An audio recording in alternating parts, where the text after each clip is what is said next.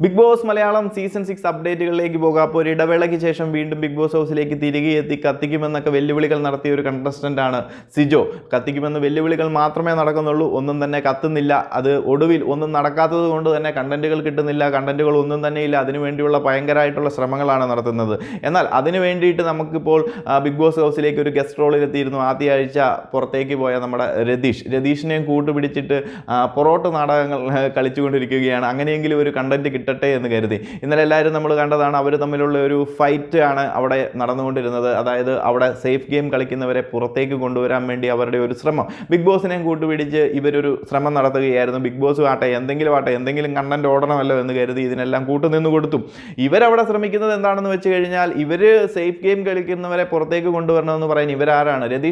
രതീഷിനൊന്നും സാധിക്കാതെ പുറത്തേക്ക് പോയ ഒരു വ്യക്തിയാണ്.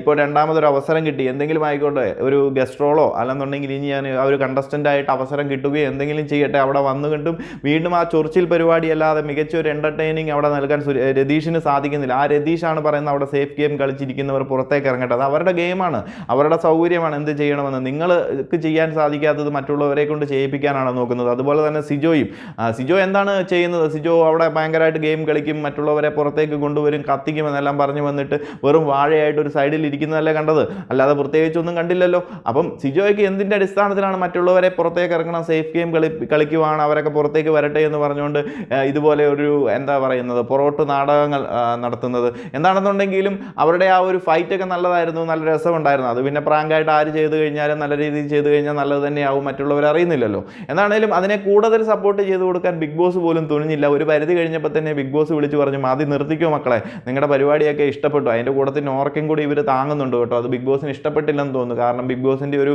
മാനസപുത്രിയാണല്ലോ നോറ. അതുകൊണ്ട് തന്നെ നോറയ്ക്കിട്ട് കൊടുത്ത മണി എന്താണേലും ബിഗ് ബോസിനും ഇഷ്ടപ്പെട്ടില്ല. അതുകൊണ്ട് തന്നെയാണെന്ന് തോന്നുന്നു ബിഗ് ബോസ് ഇവരെ കൺഫെഷൻ റൂമിലേക്ക് വിളിച്ചിട്ട് പറഞ്ഞു, മതി മക്കളെ, നിങ്ങളുടെ പരിപാടിയൊക്കെ ഇഷ്ടപ്പെട്ടു, കുറച്ച് കഴിയുമ്പോൾ അത് പ്രാങ്കാന്ന് വിളിച്ച് പറയണം. ഇവരും വിചാരിച്ചത് പെട്ടെന്ന് തന്നെ പ്രാങ്കാണെന്ന് പറയേണ്ട, ആ ഒരു ഗെയിം തുടരട്ടെ, കുറച്ച് പേരെ പുറത്തൊക്കെ ഇറക്കി കൊടുക്കാം. കാരണം ഇവർ വലിയ പുണ്യാളന്മാരായിട്ട് ബാക്കിയുള്ളവരെല്ലാം അതെല്ലാവർക്കും പറ്റും. രണ്ടുപേര് ചേർന്നിട്ട് പ്രാങ്കായിട്ട് നടിച്ച് പല നാടകങ്ങളും നടത്തി പലരെയും പുറത്തേക്ക് എടുത്തിടാൻ കഴിയും. അത് ബിഗ് ബോസിന് ഇപ്പോൾ സപ്പോർട്ട് ചെയ്ത് കൊടുക്കാൻ കഴിയത്തില്ലല്ലോ ഒരു പരിധി കഴിഞ്ഞിട്ട്.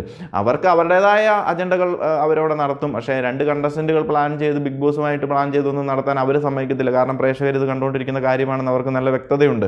അതുകൊണ്ട് തന്നെ ബിഗ് ബോസും കൂടുതൽ സപ്പോർട്ട് ചെയ്യാനോ ഒന്നും പോയില്ല. പ്രാങ്കാണെന്ന് വിളിച്ചു പറഞ്ഞോ മക്കളെ, നിങ്ങളുടെ പരിപാടിയൊക്കെ ഇഷ്ടപ്പെട്ടു, കൂടുതൽ അങ്ങോട്ട് മുന്നോട്ട് കൊണ്ടുപോകണ്ട. അവിടെയും സിജോയും രതീഷും മൊത്തത്തിൽ അങ്ങോട്ട് തേഞ്ഞു എന്ന് തന്നെ പറയാം. ഇത് എന്നിട്ട് ഹൗസ് മെമ്പേഴ്സിൻ്റെ അടുത്തേക്ക് എത്തിച്ചു കഴിഞ്ഞിട്ടും ആരും ഒരു പരിധിയൊക്കെ എല്ലാവരും കുഴപ്പമില്ല എന്നുള്ള രീതിയിൽ പറഞ്ഞാലും അവരുടെ മുന്നിലും തേഞ്ഞു. പിന്നെ രാത്രി മൊത്തം ഇരുന്നിട്ട് അവരുടെ കണ്ടസ്റ്റൻസിൻ്റെയും അല്ലെന്നുണ്ടെങ്കിൽ കുറച്ച് പേരെ കൂട്ടി നിർത്തിയിട്ട് ഇവരുടെ ഗംഭീരമായ ആ ഒരു പ്രാങ്കിനെ കുറിച്ച് എക്സ്പ്ലെയിൻ ചെയ്യുന്നു. ഭയങ്കര സംഭവമാണെന്നൊക്കെ വരുത്തി തീർക്കാൻ കുറേ ശ്രമിച്ചു നോക്കുന്നു, മറ്റേതാണ് മറിച്ചതാണെന്നൊക്കെ പറഞ്ഞ്. എന്താണെന്നുണ്ടെങ്കിലും സിജോയും രതീഷും ചെയ്തതെല്ലാം അടപടലം വീണ് കഴിഞ്ഞിരിക്കുകയാണ്. ഇനി സിജോ എന്ത് ചെയ്യണമെന്നും അറിയത്തില്ല നിൽക്കുകയാണ്, എവിടെ കത്തിക്കണമെന്ന് അറിയത്തില്ല നിൽക്കുകയാണ്. മൊത്തത്തിൽ പ്ലാൻ ചെയ്യുന്നതും കരുതിക്കൂട്ടി വെക്കുന്നതും എവിടെ തൊട്ട് കഴിഞ്ഞ് കഴിഞ്ഞാലും അടപടലം പൊളിഞ്ഞുകൊണ്ടിരിക്കുകയാണ്. സിജോ, നിങ്ങൾ വലിയ ഡയലോഗ് മാത്രം അടിച്ചിട്ട് കാര്യമില്ല. ഗെയിം കളിക്കണമെങ്കിൽ കുറച്ചൊക്കെ ടാലൻറ്റും കാര്യങ്ങളും എല്ലാം വേണം. നിങ്ങൾക്ക് നല്ല രീതിയിൽ സംസാരിക്കാനുള്ള കഴിവുകളുണ്ട്, എവിടെ എന്ത് സംസാരിക്കണമെന്നറിയാം, ഗെയിം എങ്ങനെ പ്ലാൻ ചെയ്യണമെന്നറിയാം. അതിനെക്കുറിച്ച് ചിന്തിക്കൂ. അതല്ലാതെ നിങ്ങൾ വന്നിട്ട് കുറച്ച് പേരെ ടാർഗറ്റ് ചെയ്തുകൊണ്ട് മുന്നോട്ട് വന്നു കഴിഞ്ഞാൽ ടാർഗറ്റ് ചെയ്ത് നിർത്തുന്നവരെ ആരും പ്രേക്ഷകർ സപ്പോർട്ട് ചെയ്യുമെന്ന് എനിക്ക് തോന്നുന്നില്ല. നിങ്ങൾക്ക് തുടക്കമുണ്ടായിരുന്ന പ്രേക്ഷക സപ്പോർട്ട് പോലും ഈ ഒരു നിമിഷത്തിലില്ല. ഉണ്ടായിരുന്നവർ പോലും കൊഴിഞ്ഞു പോയിക്കൊണ്ടിരിക്കുന്ന ഒരു അവസ്ഥയാണ്. കാരണം എന്താണെന്ന് വെച്ച് കഴിഞ്ഞാൽ നിങ്ങളുടെ ഈ പ്രവർത്തികൾ തന്നെയാണ്. തുടക്കം നല്ലൊരു പൊട്ടൻഷ്യലുള്ള കണ്ടസ്റ്റൻ്റാണ്, മികച്ച രീതിയിൽ മുന്നോട്ട് വരുമെന്ന് കരുതിയിരുന്ന ഒരു കണ്ടസ്റ്റൻ്റ് ആയിരുന്നു സിജോ.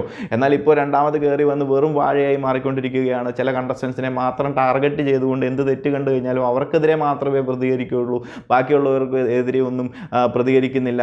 പേഴ്സണൽ ഗ്രഡ്ജസ് വെച്ച് കഴിക്കുന്നത് പോലെ തോന്നുന്നുണ്ട്. അതുകൊണ്ട് കുറച്ച് മാറ്റങ്ങൾ വന്നാൽ മാത്രമേ സിജോ എന്ന കണ്ടസ്റ്റൻറ്റിന് ഇനി മുന്നോട്ടുള്ള ദിവസങ്ങളിൽ നല്ല മികച്ച രീതിയിൽ വരാൻ സാധിക്കുള്ളൂ. എന്തായാലും പ്രേക്ഷകരെ നിങ്ങളുടെ അഭിപ്രായം ഒന്ന് കമൻറ്റിലായിട്ട് അറിയിക്കുക. അപ്പോൾ കൂടുതൽ അപ്ഡേറ്റുകളുമായി മറ്റൊരു വീഡിയോയിൽ കാണാം.